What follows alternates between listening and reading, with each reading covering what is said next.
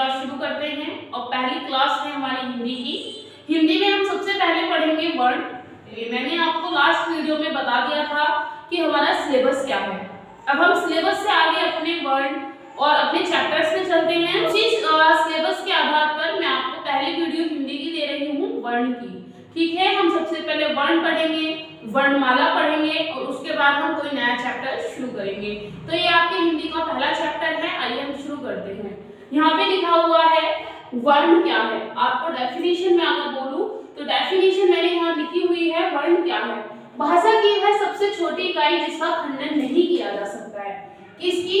भाषा की वह सबसे छोटी इकाई जिसका खंडन नहीं किया जा सकता है, उसे वर्ण कहते हैं या मूल ध्वनि भी कहते हैं। देखिए, वर्ण के दो नाम हैं, या तो उसे आप वर्ण बोल दें या उसे मूल ध्वनि बोल दें। समझ में आया?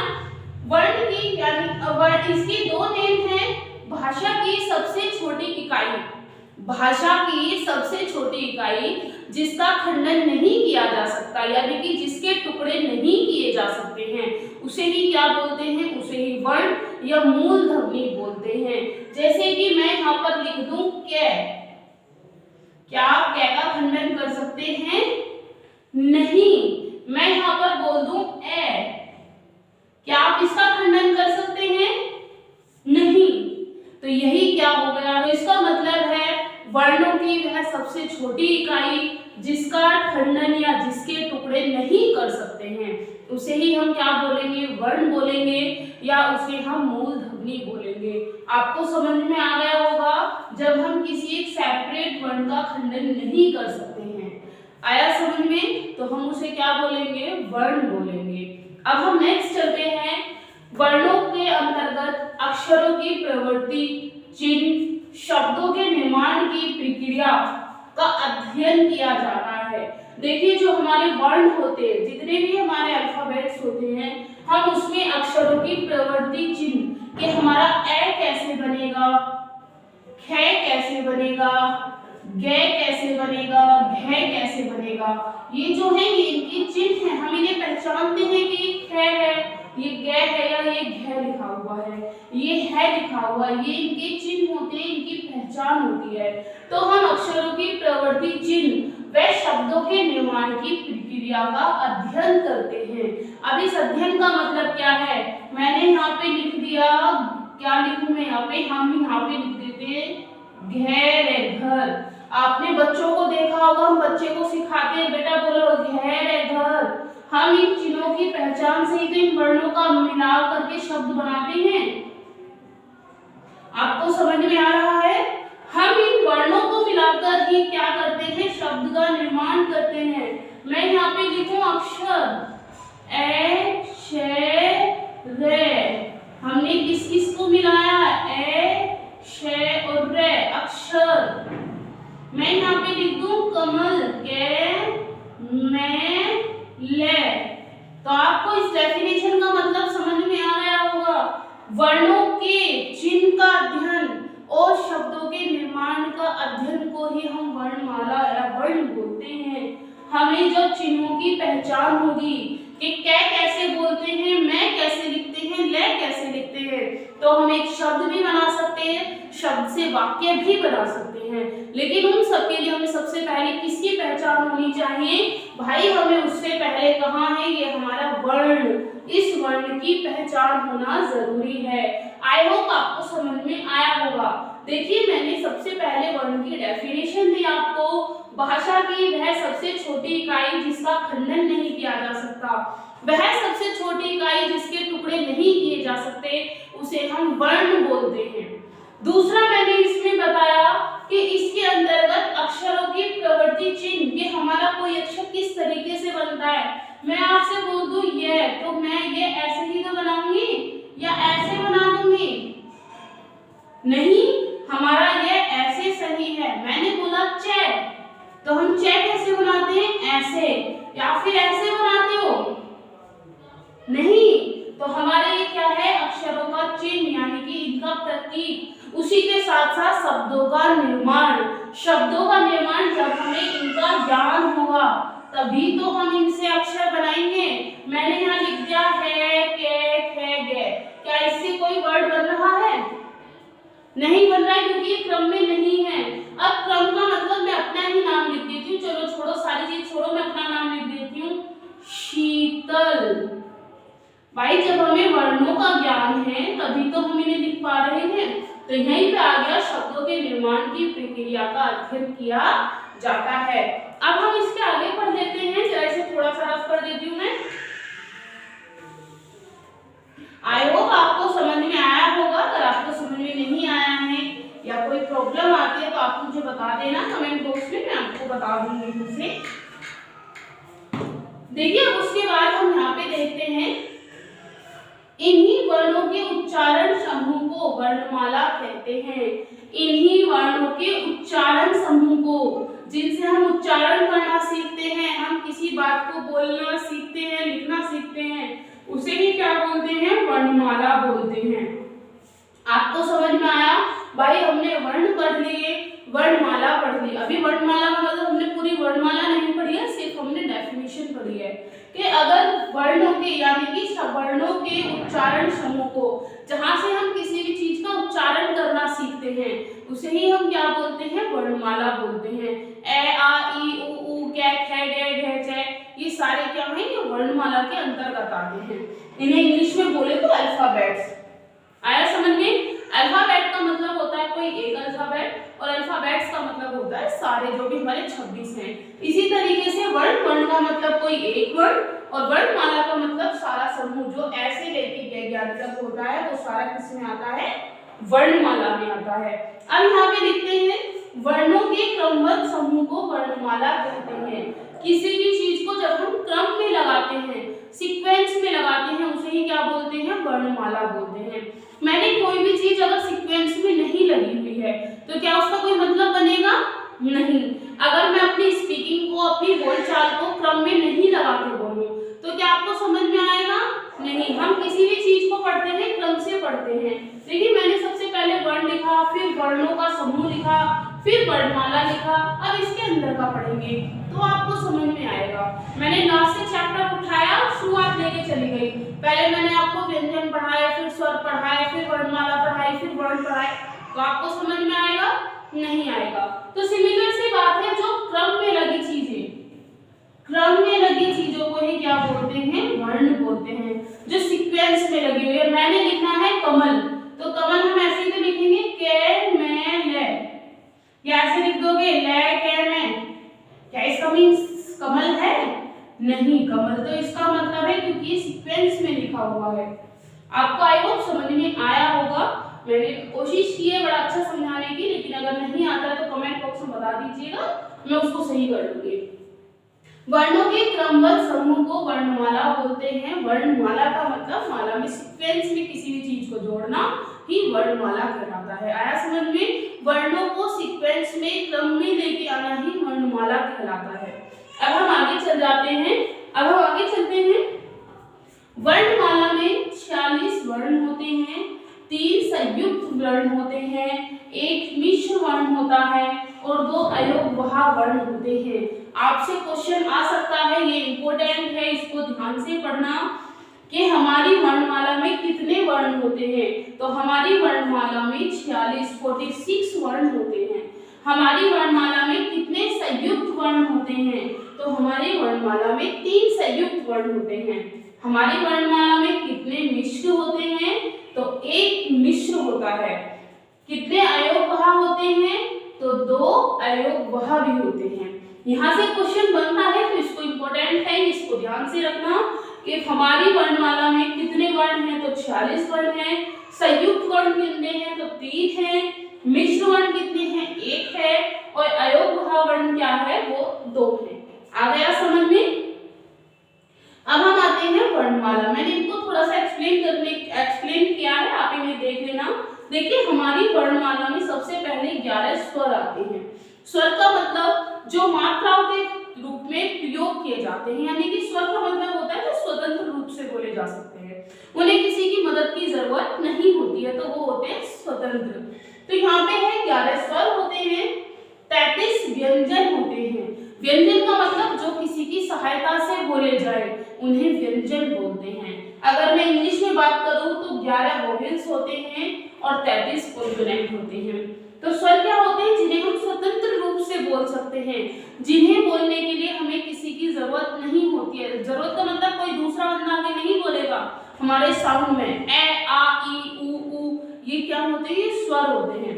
व्यंजन क्या होता है? जब किसी को बोलने की हमें मदद की, यानी कि स्वतंत्र रूप से जिन्हें हम नहीं बोल सकते।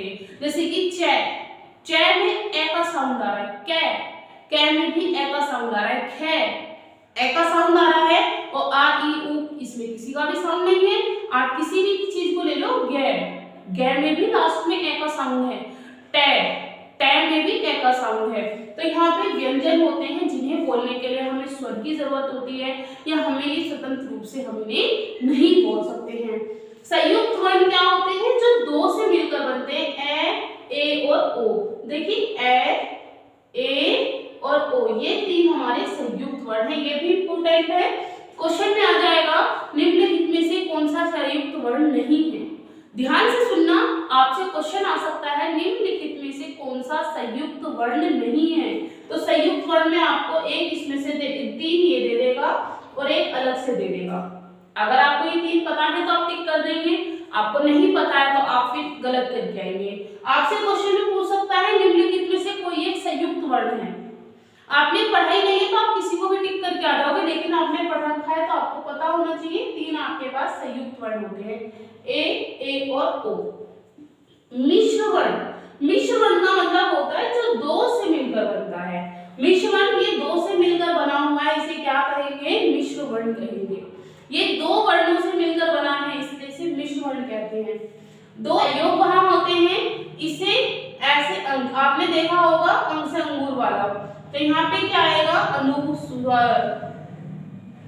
आपने ये देखा है ऐसे अंक वाला, यानी कि ए और उसके ऊपर अंक की बिंदी है, तो इसे क्या कहते हैं? अनुस्वार। यानी कि यहाँ पे ये अनुस्वार का रूप है, और ऐसे अणे खाली यहाँ पे क्या है? ये विसर्ग है। आया समझ में? ये अंक की बिंदी है तो ये अनुस्वार है, और यहाँ पे विसर्ग है तो इसे विसर्ग का रूप देते हैं। विसर्ग मोस्टली किसी भी शब्द के एंड में यूज होता है। आपको ये समझ में आया?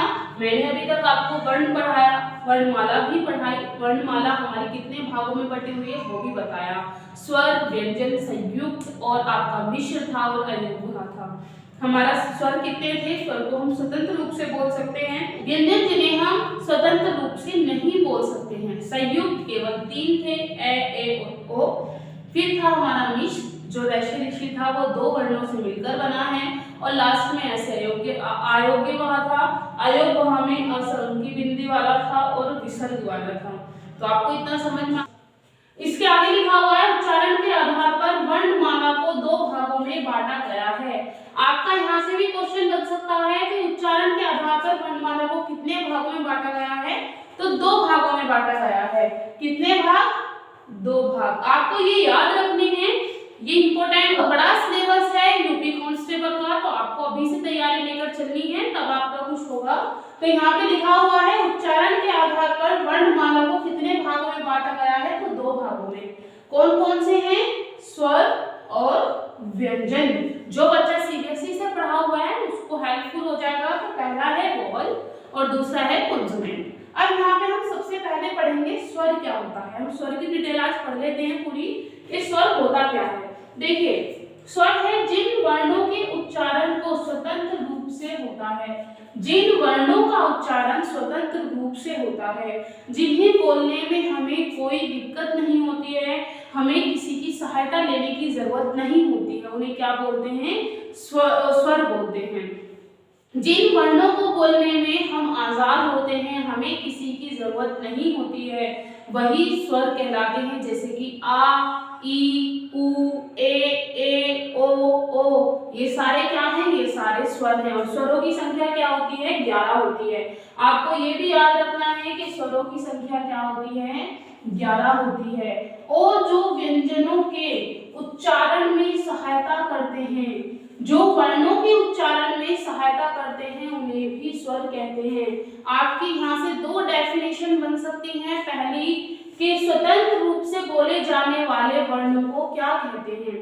स्वतंत्र रूप से बोले जाने वाले वर्णों को स्वर कहते हैं। दूसरा, व्यंजनों के उच्चारण में सहायता करने वाले वर्णों को क्या कहते हैं?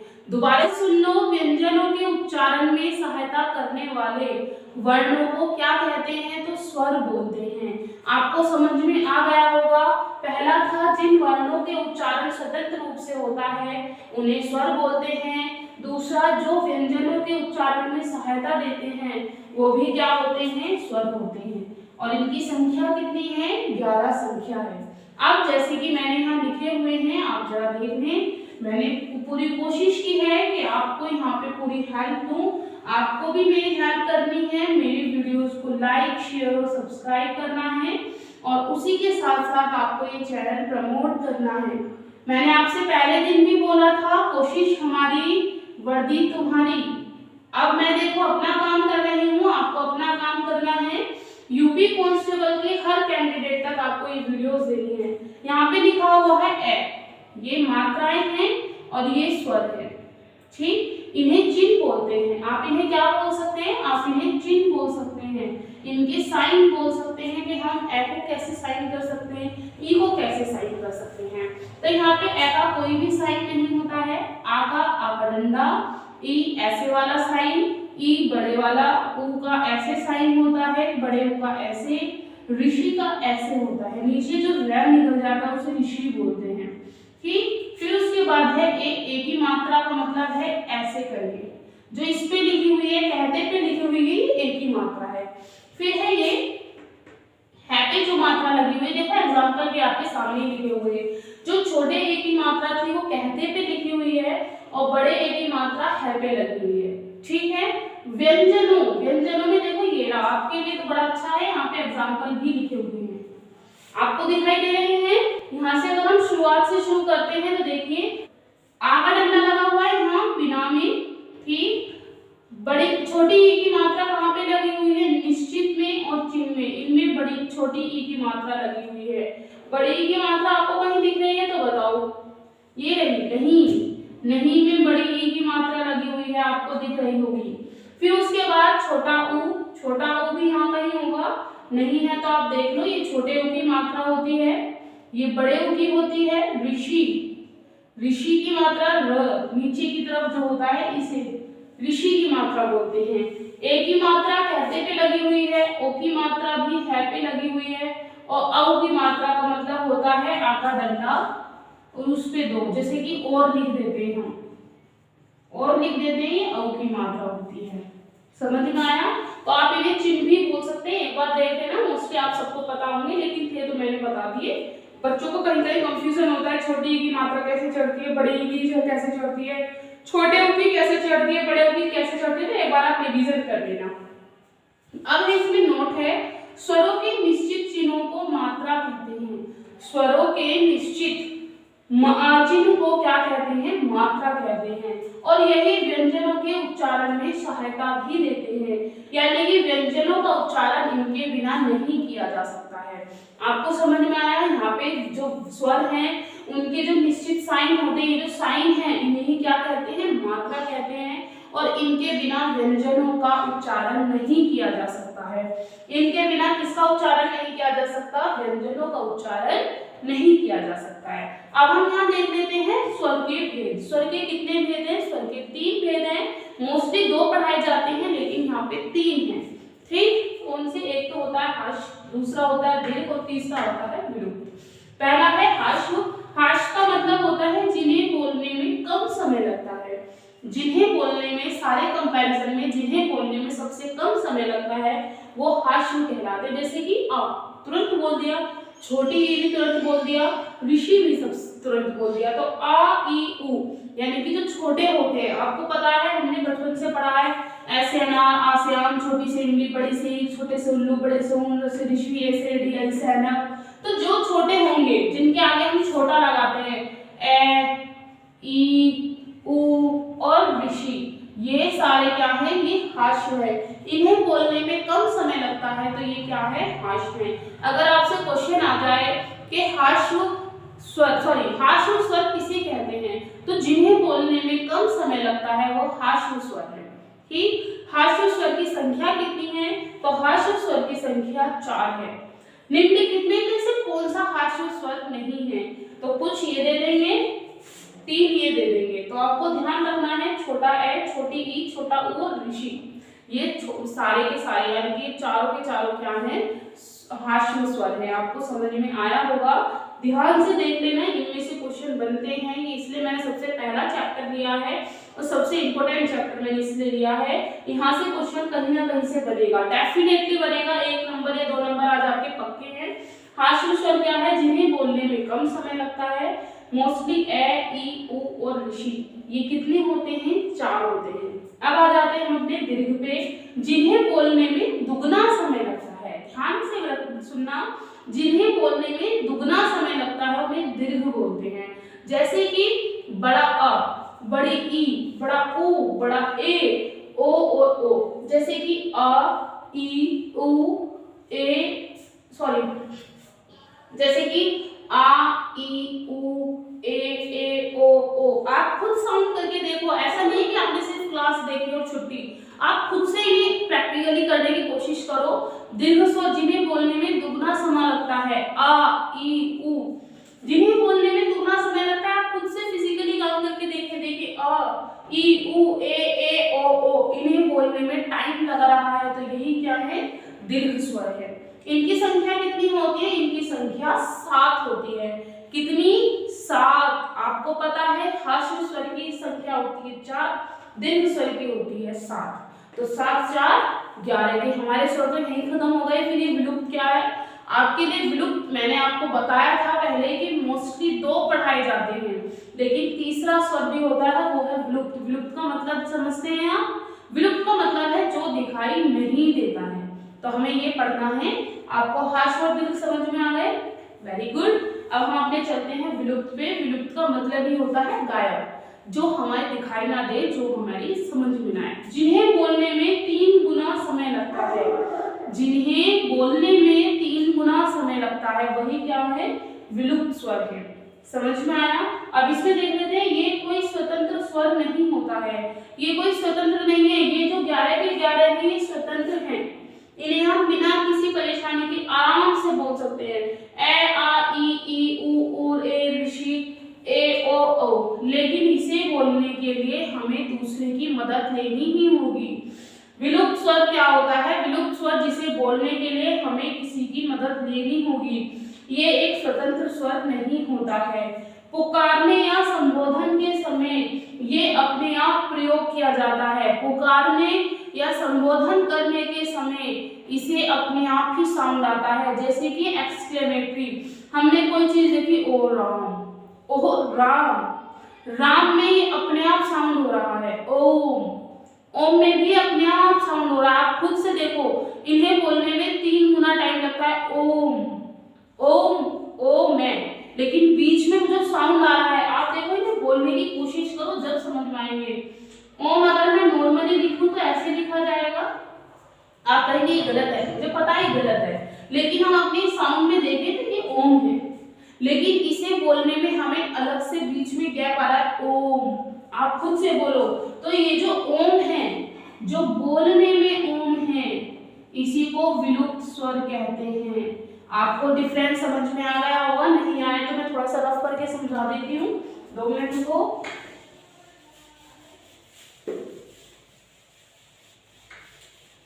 अब आता है समझ में, अब आएगा, मैंने रफ कर दिया, एक चुरी कर गई थी थोड़ी सी। देखो विलुप्त स्वर की बात हो रही थी, विलुप्त स्वर क्या है, मैंने यहाँ पे लिखा ओम। अगर मैं इसको नॉर्मली लिखूं तो ऐसे तो लिखा जाएगा, आप कहेंगे गलत है, मुझे भी पता है गलत है। देखिए ओम, इसको बोलिए ओम, जो बीच में गैप आ रहा है, कैसे, ओम आ रहा है नहीं आ रहा है, तो इसी बीच वाले गैप को हम क्या कहते हैं, विलुप्त स्वर कहते हैं। मुझे लगता है आपको समझ में बड़े अच्छे से आया होगा। देखिए ये ऐसे जो लिखा हुआ है ये गलत लिखा हुआ है, क्यों, क्योंकि हम इसे इस तरह से नहीं बोलते हैं ओम, हम कैसे बोलते हैं ओम। इसे बोलने में टाइम लग रहा है, आप खुद से बोलो ओम, तो ये जो बीच में गैप आ रहा है इसे ही क्या कहते हैं, विलुप्त स्वर कहते हैं। इसे ही क्या कहते हैं, विलुप्त स्वर कहते हैं। It is a most important, तो इस पे जरा ध्यान देना। ओम, इसे क्या कहते हैं? विलुप्त स्वर कहते हैं। मोस्टली अगर आपसे पूछ लिया जाए विलुप्त स्वर किस तरह का दिखता है, तो ये 3 इकाई यानी कि इकाई, एक इकाई, 2 इकाई, ये जो होता है 1 इकाई, 2 इकाई, 3 इकाई, तो ये इस तरह 3 इकाई से बना होता है। समझ में आया? जैसे कि यहाँ पे लिखा हुआ है हे राम, हे राम, फिर से क्या पाया? राम ऐसे भी सही है, लेकिन हम डायरेक्टली बोल रहे हैं राम। अब मैंने बोला हे राम, बीच में गैप आया या नहीं आया? हे राम, तो ये जो बीच वाला गैप है इसे ही क्या कहेंगे? विलुप्त स्वर कहेंगे। तो आई होप आपको समझ में आया होगा। भैया, भैया खींच दिया, जो चीज खींच दी वही क्या है? विलुप्त स्वर है। तो आई होप आपको समझ में आया होगा। मैंने आपको वर्ण पढ़ाया, वर्णमाला पढ़ाई, स्वर भी पढ़ा दिया। अब हम व्यंजन कल शुरू करेंगे। अभी आपको जितना समझ में आया आप इसके एक बार प्रैक्टिस कर लेना, इनके नोट्स बना लेना, और अगर आपको कोई दिक्कत आती है तो आप मुझे कमेंट बॉक्स में बता देना। आज के लिए इतना ही। शुक्रिया, धन्यवाद।